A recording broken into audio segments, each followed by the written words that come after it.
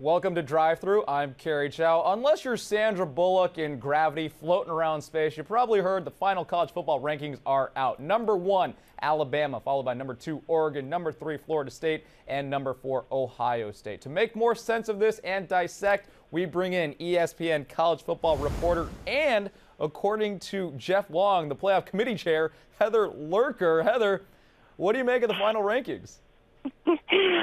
Well, I can make sense of it. I can justify it. I'm not sure that college football fans in the entire Big 12 want to hear that.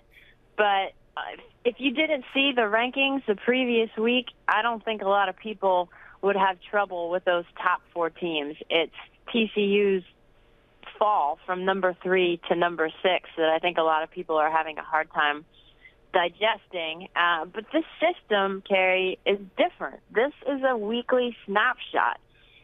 It's not like the old system, the Associated Press poll and the USA Today coaches poll, which has just been ingrained in college football fans and coaches and even media members. And I think it's going to take much more than this season for everybody to understand and to get used to the way the College Football Selection Committee does things. And I think that they need to do a better job of explaining how they do things. But I agree with the top 4 teams. That's what I predicted. And I think in the end, the committee got it right because they rewarded the head-to-head between Baylor and TCU. And Baylor was behind Ohio State for the past 3 weeks.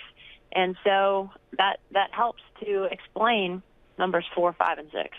Yeah, with Baylor and TCU not making it in and all that talk about the Big 12 co-conference champs, do you expect to see changes in the Big 12 next year? Well, it's very possible, and Jeff Long spoke about this on Sunday. I asked him flat out if he thought that the Big 12 needed a conference championship game from in the perspective of the committee, and he said it wasn't his job or the committee's job to tell the Big 12 how to determine their champion.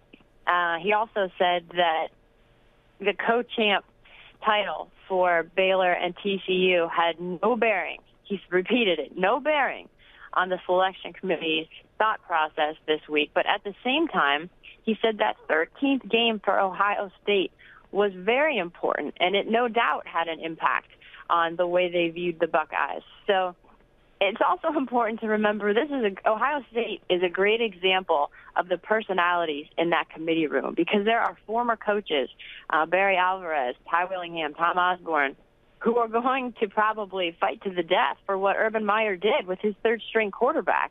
And I think that those opinions definitely can sway some votes in the room, and they can matter in that sense.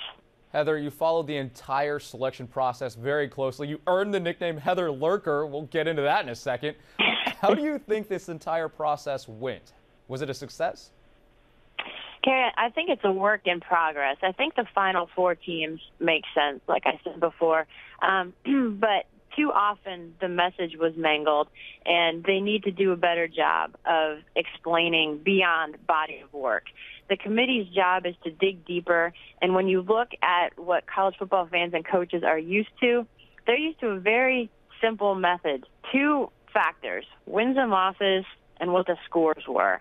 I think that people are conditioned to judge teams based solely on those 2 things, and the committee went far deeper than that with strength of record, strength of schedule, rather, head-to-head, championships won. There's so many other things that they looked at, and I don't think that they did a great job of explaining that in the end. Too often it was just it was ambiguous in the explanation. Well, they had X amount of wins over 500 teams, and I think behind the scenes the committee did a lot more work and was a lot more thorough than what was portrayed to the public.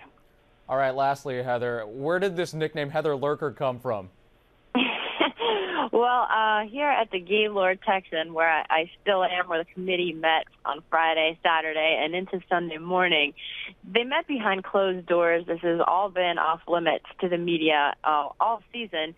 And so I spent a lot of my time just hanging outside their meeting room, chit-chatting with the various security guards who are outside the door, hoping to get some face time with these committee members and just chat with them a little bit behind the scenes, and lurked.